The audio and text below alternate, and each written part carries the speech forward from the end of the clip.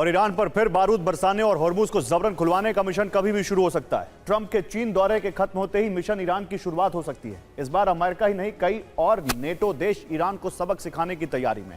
ऐसे में war expert मान रहे हैं कि हॉर्मुज को बचाने के लिए ईरान किसी भी हद तक जा सकता है। चेतावनी दी जा रही कि ईरान डर्टी बॉम्ब से तबाही मचाकर हॉर्मुज अभियान को नाकाम करने का प्रयास कर सकता है।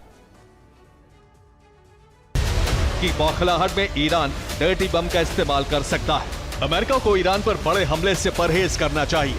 डर्टी बम से ईरान फारस की खाड़ी को जहरीला बना सकता है। ईरान के लिए सबसे अहम हॉर्मुज पर कंट्रोल रखना है, लेकिन अमेरिका बहुत बड़ा अभियान शुरू करने वाला है। नेटो देश भी ईरान के खिलाफ एक्शन ले सकते हैं। अब डर्टी बॉम्ब का मतलब समझिए। इसे रेडियोलॉजिकल डिस्पर्सल डिवाइस कहा जाता है। इसे बनाने के लिए विस्फोटक और यूरेनियम का इस्तेमाल होता है। इसके लिए बहुत अधिक संवर्धित किया हुआ यूरेनियम नहीं चाहिए। किसी भी रेडियो एक्टिव मटीरियल से इसे बनाया जा सकता है।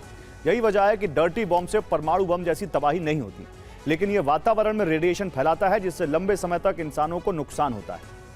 माना जा रहा है कि ईरान हॉर्मुज की जंग में समुद्र में डर्टी बॉम्ब गिरा सकता है। रेडिएशन फैलने से समुद्र का पानी दूषित हो जाएगा।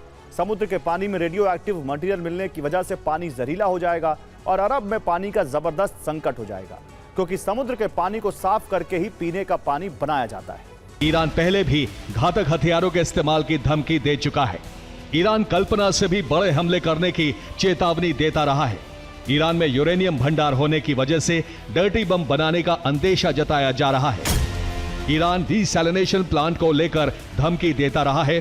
डर्टी बम से ईरान अरब देशों से इंतकाम ले सकता है।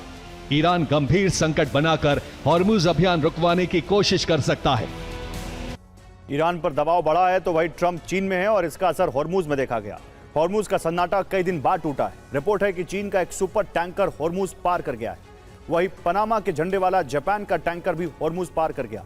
ईरान ने टैंकर पर हमला नहीं किया। हालांकि नेवल ब्लॉकेट भी है, इसलिए माना जा रहा है कि यूएस से भी चीन और जापान के टैंकर को इजाजत मिली होगी। ईरान पर दबाव की वजह समुद्र में बढ़ती तैनाती है। ब्रिटेन का HMS ड्रैगन युद्धपोत पहले से इस इलाके में मौजूद है।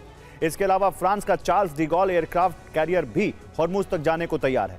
अब इटली भी इसमें शामिल हो गया है। इटली ने 2 माइन स्वीपर शिप यानी समुद्र से माइंस हटाने वाले युद्धपोत को भेजा है। बाब अल मंदेब भी हॉर्मुज की तरह ही बेहद सकरा रास्ता है और तेल सप्लाई रूट के लिए बेहद अहम है। ये जलमार्ग यमन और जिबूती के बीच लगभग 26 किलोमीटर चौड़ा है और लाल सागर के दक्षिणी प्रवेश द्वार पर मौजूद है।